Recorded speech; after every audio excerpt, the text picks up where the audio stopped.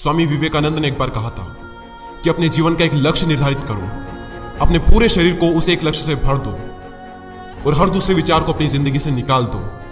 यही सफल होने का मूल मंत्र है। हमें से कई लोग डॉक्टर एपीजे अब्दुल कलाम साहब को इंस्पिरेशन मानते हैं, लेकिन क्या आपको पता है कि उनकी इंस्पिरेशन कौन है?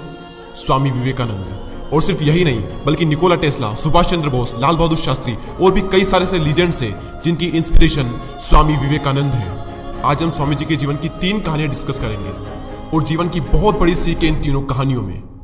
पहली कहानी, एक बार स्वामी जी को नदी पार करना था और वो नदी के पास में खड़े थे। तभी एक साधु ने आकर उनसे पूछा, क्या आप ही स्वामी विवेकानंद हो? स्वामी जी ने जवाब दिया कि जी हाँ, मैं ही स्वामी विवेकानंद हूँ। तभी साधु ने पूछा कि स्वामी जी आप यहाँ पर क्या कर रहे हो? स्वामी जी ने कहा कि मुझे नदी पार करना है और मैं नाव का इंतजार कर रहा हूँ। तभी साधु ने कहा कि तुम इतने बड़े इंसान हो, कई सारे लोग तुम्हें अपनी प्रेरणा का स्रोत मानते हैं और तुम एक नदी पार नहीं कर सकते। देखो मैं तुम्हें नदी पार करके बताता हूँ। तभी उस साधु ने पानी पर चल करके उस नदी को पार किया और फिर से पानी पर चल करके स्वामी जी के पास लौट कर आए और बोले कि देखो मेरे पास इतनी शक्ति है, मेरे पास इतना टैलेंट है, मेरे पास इतना ज्ञान है, उसके बावजूद भी मुझे कोई नहीं जानता। और तुम्हारे पास कोई ज्ञान नहीं, कोई शक्तियां नहीं, उसके बावजूद भी तुम्हें सब जानते हैं। तभी स्वामी जी मुस्कुराए और साधु से पूछा कि तुम्हें यह विद्या सीखने में कितना टाइम लगा? साधु ने कहा कि 15 साल। इतने में स्वामी जी की नाव आ गई और स्वामी जी ने साधु को नाव में बैठाया और वहां से चल दिए।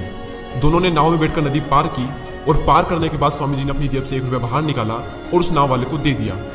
यानी कि दोनों के मिला के 50-50 पैसे यानी 1 रुपया उन्हें दे दिया। तभी स्वामी जी ने साधु से कहा कि जो काम तुम 50 पैसे में कर सकते थे उसके लिए तुमने अपनी जिंदगी के 15 साल बर्बाद कर दिए। और अगर यही 15 साल तुम समाज की भलाई में लगाते तो आज तुम्हें भी पूरी दुनिया जानती।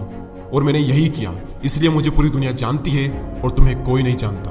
और स्वामी जी ने साधु से कहा कि तुम्हारी तरह कई सारे लोग ऐसी चीजों में अपने दिन, हफ्ते, महीने, साल लगा देते हैं जिनका उनकी जिंदगी में कोई मतलब नहीं निकलता। इसलिए अपने टाइम को ऐसी जगह पर लगाओ जहां पर उसका एक्चुअल में कोई सेंस निकले, क्योंकि टाइम से बढ़कर इस दुनिया में कोई भी इंपॉर्टेंट चीज नहीं है। अगर समय बर्बाद तो जिंदगी बर्बाद। दूसरी कहानी, एक बार स्वामी जी एक ब्रिज पर चल रहे थे। तभी वहां पर कुछ बंदर उनके पीछे पड़ जाते हैं। कोई बंदर उन पर लपक रहा, कोई उनका प्रसाद छीनने की कोशिश कर रहा और स्वामी जी उन बंदरों से पीछे छुड़ाने के लिए वहां से भागने लगे। स्वामी जी भागे जा रहे थे और वो बंदर भी उनके पीछे पीछे भागने लगे। तभी एक आदमी ने स्वामी जी से कहा कि तुम डरो मत, इनका सामना करो। तुम जितना ज्यादा इनसे डरोगे ये तुम्हें उतना ही ज्यादा डराएंगे। तभी स्वामी जी पीछे मुड़ते हैं और आंखें निकाल कर उन बंदरों पर जोर से चीखते हैं और तभी सारे बंदर वहां से दुम दबाकर भाग जाते हैं। और उन्हीं बंदरों की तरह होते हैं हमारे नेगेटिव थॉट्स जिनसे हम डरते हैं, और जितना ज्यादा हम इनसे डरेंगे ये हमें उतना ही ज्यादा डराएंगे। इसलिए नेगेटिव थॉट्स और डर से डरो मत, बल्कि उनका सामना करो। इनसे तुम जितना ज्यादा डरोगे ये तुम्हें उतना ही ज्यादा डराएंगे। और अगर तुम इनका सामना करते हो तो नेगेटिव थॉट्स और डर भी एक दिन तुमसे डर जाएगा। तीसरी कहानी को सुनाने से पहले मैं आपको कुक्कू एफएम के बारे में बताना चाहूंगा। अब कई सारे लोग वीडियो के इस पार्ट को स्किप कर देंगे और एक लाइफ चेंजिंग अपॉर्चुनिटी को भी स्किप कर देंगे। अगर आप स्वामी जी के बारे में और ज्यादा जानना चाहते हैं या फिर उनकी बायोग्राफी को सुनना चाहते हैं तो कुक्कू एफएम पर उनकी बायोग्राफी डली हुई है, आप जाकर सुन सकते हैं। कुक्कू एफएम एक बहुत ही कमाल का प्लेटफॉर्म है जहां पर आपको कई सारी लाइफ चेंजिंग बुक समरीज और बायोग्राफीज मिलेगी, वो भी ऑडियो फॉर्म में। वैसे तो इसकी कॉस्ट 399 रुपीज पर ईयर है, लेकिन अगर आप DD20 कूपन कोड यूज करते हो तो आपको मिलेगा 20% का डिस्काउंट और फिर टोटल कॉस्ट होती है 319 रुपए, और ये less than 1 rupees per day से भी कम है। तो लिंक डिस्क्रिप्शन में है, आप जाकर एक बार चेकआउट जरूर करें।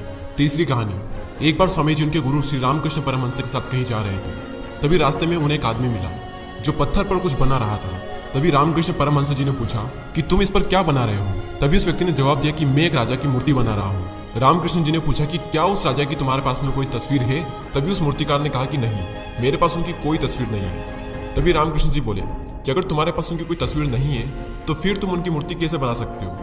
तभी उस मूर्तिकार ने जवाब दिया कि भले ही मेरे पास उनकी कोई तस्वीर नहीं है, लेकिन मेरे दिमाग में उनकी स्पष्ट तस्वीर छपी हुई है।